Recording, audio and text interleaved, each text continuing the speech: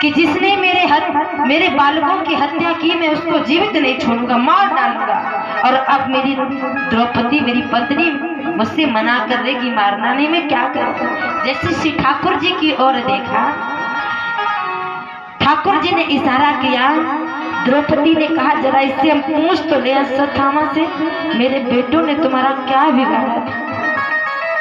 द्रौपदी अश्वत्थामा के पास आई है और कहती है क्या कि अरे हत्या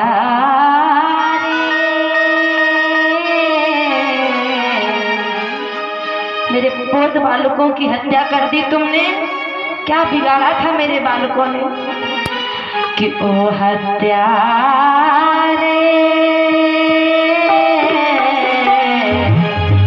कि मारे मेरे क्यों लगन, छोड़ेगा ना मेरा बलम हो। अरे हत्या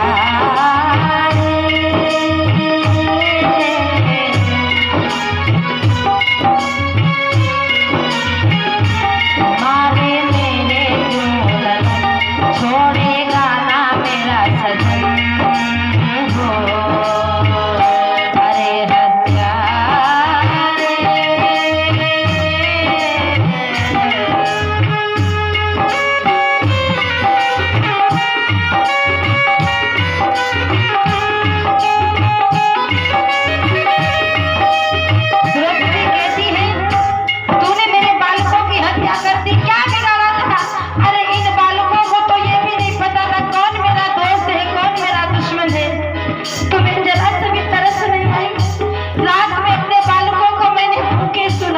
बेटा सुबह उठेंगे तब भोजन कराएंगे, और जब मैं सुबह आई अपने बालकों को भोजन न करा पाई, क्या बिगाड़ा था बस इतना बता दो।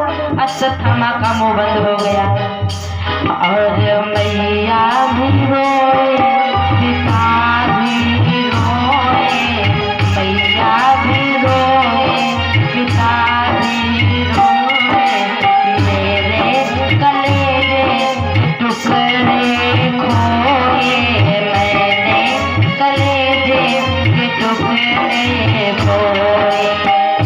अरे हत्या मारे मेरे क्यों लगन, छोड़ेगा ना मेरा सजन हो। अरे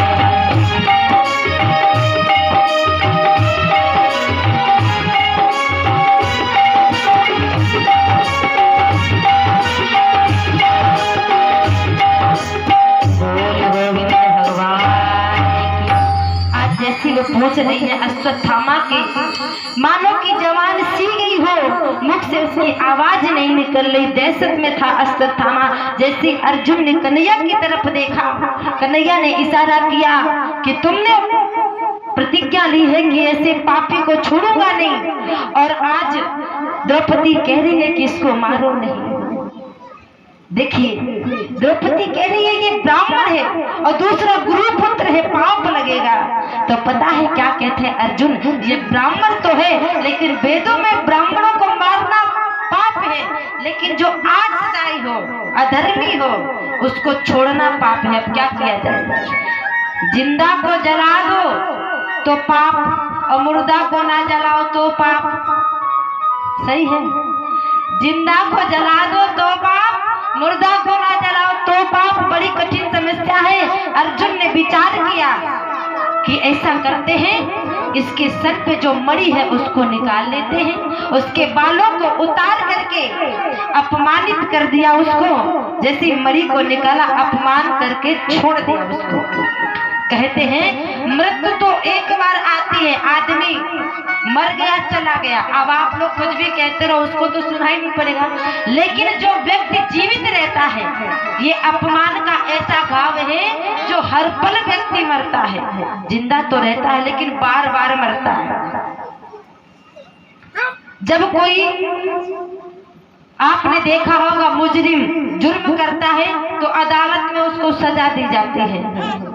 अदालत में सजा दी जाती है ना, क्यों सजा दी जाती है? क्योंकि उसने पाप किया है। अगर सजा नहीं देंगे तो ये और पाप करेगा, उसको दंड दिया जाता है। अगर किसी किसी व्यक्ति ने चोरी की, उसको छोटी सी सजा दी। उसने कत्ल किया, उसको भी सजा दी गई, फांसी में लटका दिया गया क्योंकि इसने मारा है। लेकिन महाराज अगर ये सजा ना दी जाए दो तरीके से, एक बार तो उसको छोड़ दिया जाता जमानत पे कि जाओ समझ जाओ जाकर, तुम्हें दंड मिल गया है जो तुमने पाप किया है। लेकिन महाराज कुछ पापी ऐसे होते हैं, वो कहते अरे मुझे तो कुछ नहीं हुआ, मैं और करूंगा। और कुछ ऐसे होते वो सोचते हैं कि बड़ी किस्मत मेरी अच्छी थी जो इतना बड़ा पाप करने के बावजूद भी मैं बच गया, फांसी के फंदे तक नहीं, अब ऐसी गलती मैं कभी नहीं करूंगा। कुछ लोग ऐसे होते हैं। अश्वत्थामा कैसा है, अपमानित करके जब छोड़ा गया ना, सांत्वना दी श्री कृष्ण जी ने द्रौपदी को, और अपने बच्चों की जलांजलि जैसे 5 पांडव देने जाते हैं, इधर क्या होता, अभिमन्यु की पत्नी उत्तरा गर्भवती होती है। जो अभिमन्यु युद्ध में मार दिया गया था, उसकी पत्नी गर्भवती है। पहले प्रथा थी पत्नियां भी सती हो जाया करती थी, लेकिन उत्तरा सती क्यों नहीं हुई, क्योंकि उसके गर्भ में बालक कोई संतान थी, वो सती कैसे होती। आज जैसी अभिमन्यु की पत्नी को देखा, उस अश्वत्थामा ने ब्रह्मास्त्र का प्रयोग किया, ब्रह्मास्त्र छोड़ दिया। मानो उत्तरा को ये प्रतीत हो रहा कोई दहकता हुआ अंगारा मेरे गर्भ को जला करके नष्ट कर देगा। दौड़ी दौड़ी श्री कृष्ण के कदमों में गिर पड़ी। देवादिदेव, हे ठाकुर, हे नारायण, हे जगदीश, मेरी रक्षा करो, मेरी रक्षा करो, मेरे प्राण जाए तो जाए, लेकिन मेरे गर्भ में जो संतान है उसको बचा दो। चरणों में गिर पड़ी। ठाकुर ने उठाया उसको, और उठा करके बताया जाता है, श्री सूत जी कहते हैं स्वयं ठाकुर उसके गर्भ में जा करके संतान बन करके जन्म लेते हैं। स्वयं ठाकुर जी उसके गर्भ की रक्षा करते हैं, और जैसे उस गर्भ से एक संतान जन्म लेती है जिसका नाम है परीक्षित। कुल गुरु धौमा कृपाचार्य जी के द्वारा इनका नामकरण संस्कार किया गया है, जिसका नाम रखा गया है परीक्षित। और 5 पांडव उन परीक्षित को राजा, जैसे समय बीता परीक्षित थोड़े बड़े हुए, परीक्षित को राजा बना करके राजपाट सौंप करके जैसे स्वधाम को जाते हैं तो क्या देखते, कुंती हाथ जोड़ करके ठाकुर जी को नमस्कार कर रही है कि चलो मेरे वंश की रक्षा की, एक अंश तो बचाया, मैं प्रसन्न हूँ। श्री ठाकुर जी कहते बुआ मांगो तुम्हें क्या चाहिए, आज मैं प्रसन्न हूँ, आज मैं जा रहा हूँ और जाते जाते तुम्हें खुशी देना चाहता हूँ। पता कुंती ने क्या मांगा, हम आप कहते कि भगवान मुझे खुशियां ही खुशियां दो, घर परिवार से हमेशा प्रसन्न रहे, धन दौलत दो, लेकिन कुंती ने क्या मांगा है, दुख। क्योंकि कुंती को पता है कि दुख में सुमिरन सब करे और सुख में करे ना कोई। दुख अगर रहेगा तो हमें परमात्मा की याद आएगी, सुख में कहीं हम उसे भूल ना जाए। तो हे ठाकुर मैं ऐसा मुझे दुख ही दुख दो ताकि मैं हमेशा तुम्हें याद करती रहूं। ठाकुर जी अपनी बुआ को आशीर्वाद दे करके जाते हैं, आगे जाते हैं। बाड़ों की सैया में सोया हुआ भीष्म पितामह इंतजार कर रहा था गोविंद का। विचार कीजिए परीक्षित जी, गंगा का पुत्र भीष्म पितामह, गंगा माँ ऐसी है कि पापी से पापी अगर गंगा स्नान करता तो वो तर जाता है, और उनका पुत्र, हमने आपने यही सुना है कि अगर अच्छे माता पिता होते तो उनकी संतान भी बहुत अच्छी होती है, गुणवान माता पिता होते तो उनकी संतान गुणवान होती है। अगर धार्मिक माता पिता होते तो उनकी संतान धार्मिक होती, लेकिन अगर अधर्मी माता पिता होते तो उनकी संतान अधर्मी होती है। गंगा जैसी पवित्र माँ का पुत्र ये भीष्म पितामह ऐसे कौन से इसने कार्य किए थे कि इसको बाणों की सैया में सोना पड़ा। सूत जी से प्रश्न किया है शौनक जी ने। सूत जी कहते हैं सुनो, जब द्रौपदी का चीर हरण हो रहा था ना, तो ये जो भीष्म पितामह गंगा पुत्र हैं, ये वहां पर उस दृश्य को देख रहे थे। बड़ी विडंबना है। द्रौपदी अगर देखिए स्त्री हमेशा मारी जाती, मार खाती है। द्रौपदी को देख लो, अगर पांडवों की तरफ देखा जाए, अगर पांडवों की द्रौपदी होती, ऐसे पांडवों की वो प्रसन्न नहीं है, क्योंकि पांडवों की पत्नी होकर भी वो जुए में हारी गई। ये कहाँ का न्याय है। और अगर कौरवों की तरफ होती, अगर ये सोचती काश ये मेरे पति ना होते पांडव, इन्होंने मुझे जुए में हार दिया, तो अगर कौरवों की तरफ देखा जाए तो द्रौपदी बीच सभा में नग्न की जा रही है, बीच सभा में नग्न की जा रही है। आज जब द्रौपदी के सभी दरवाजे बंद हो गए, अपने पतियों की तरफ देख रही है, देख रही कि अरे तुमने कैसा कार्य किया, आज मेरी रक्षा। पति हमेशा अपनी पत्नी की रक्षा करता है। जब तक स्त्री घर पे रहती है उसके माता पिता उसकी रक्षा करते हैं, और जब माता पिता वृद्ध हो जाते हैं उसके भाई उसकी रक्षा करते हैं। जब वही पुत्री का विवाह हो जाता है तो उसका पति उसकी रक्षा करता है। जब पति वृद्ध हो जाता है तो उसके बच्चे उसकी रक्षा करते हैं। पतियों की तरफ देख रहे हैं, आंखों को नीचे झुकाए पांचों पांडव बैठे हैं। दुशासन तीर खींचे जा रहा है, खींचे जा रहा है। वहां पर कोई एक भी लफ्ज नहीं बोल रहा है। बोला तो किसने बोला पता, किसने? विदुर जी ने बोला, अरे दुशासन तुम्हें शर्म नहीं लग रही, तुम्हें लज्जा नहीं लग रही है? अगर ये पांडवों की पत्नी है ना तो तुम्हारी भी कुछ होती है ना भाई, तुम्हारे वंश की है, तुम्हारे परिवार की है, और तुम्हारे परिवार की स्त्री अगर बड़ी सभा में नग्न की जा रही है, ये सारे समाज वाले देख रहे, तुम्हें अच्छा लग रहा? आज दुशासन ने कहा चुप, खबरदार, शांत हो जा। तुझे पता तू होता कौन है? अरे तू बंदियों की औलाद है। तेरा मुख मेरे सामने खुल कैसे रहा है? शांत हो जा। बेचारा विदुर उठ कर के चला गया, और भीष्म पितामह वहीं बैठे हैं। तो सूत जी कहते हैं भीष्म पितामह बोल क्यों नहीं रहे? क्योंकि गंगा के पुत्र हैं, इनको थोड़ा तो ज्ञान, थोड़ा तो धर्म की ओर बोलना चाहिए। जब प्रश्न किया गया भीष्म पितामह से, आप बोले क्यों नहीं जब चीरहरण हो रहा था?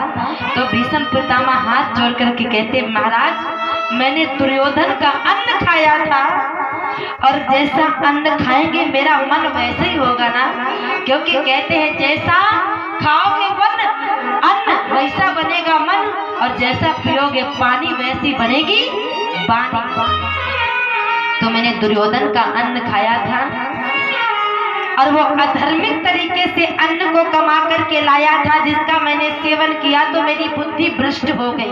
तभी कहते हैं ईमानदारी की एक रोटी खाओ, ईमानदारी की नमक रोटी खाओ, लेकिन अधर्मिक तरीके से कमाया हुआ पनीर रसमलाई को त्याग दो।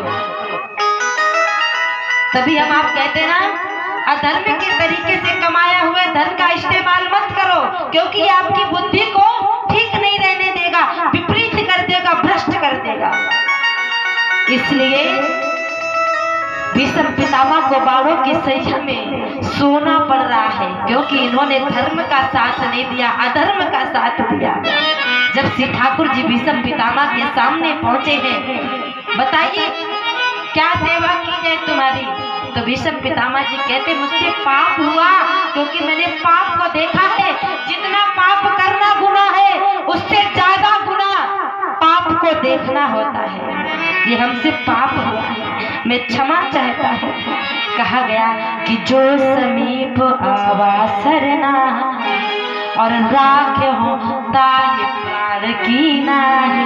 आप अपना गुनाह कबूल करते हो, मैंने आपको क्षमा करता हूँ।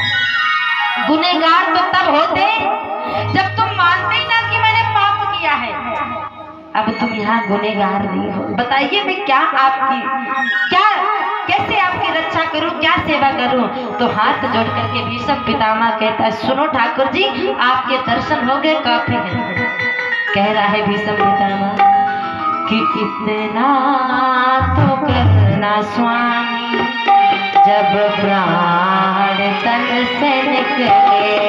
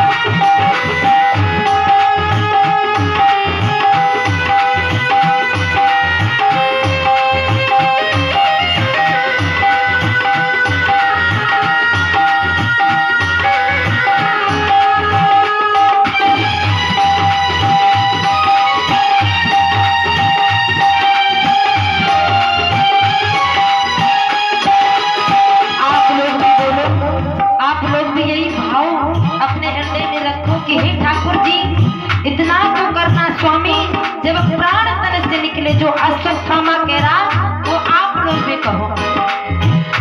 श्री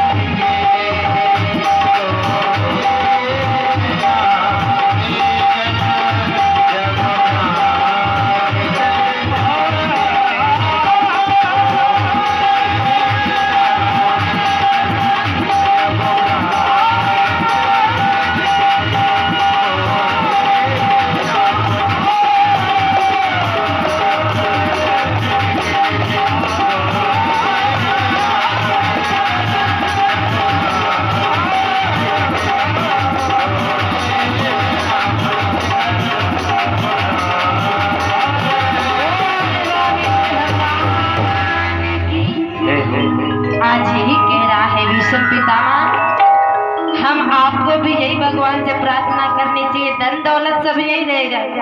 मुट्ठी बांध करके आए थे, जब आए थे वहां से तो अकेले आए थे। जब माँ के गर्भ में हुए, गर्भ से बाहर आए, माँ मिली, पिता मिले, भाई मिले, बहन मिले, ससुराल मिली, साली मिली, घरवाली मिली, सब कुछ यही मिला।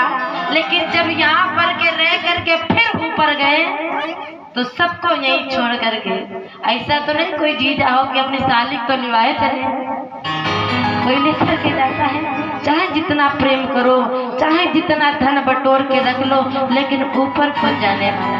आप जैसे आए थे अकेले आए थे, अकेले ही जाओगे। आज जैसे ही श्री कृष्ण जी स्वधाम चले जाते हैं, इधर राजा परीक्षित को राजपाट दे दिया जाता है। एक समय की बात है, परीक्षित जी जैसे ही भ्रमण करने के लिए अपने राज्य में निकले तो क्या दृश्य देखते हैं। एक दृश्य देखा उन्होंने कि एक काला भयंकर शरीर वाला आता है और वहां पर एक बैल खड़ा है जिसके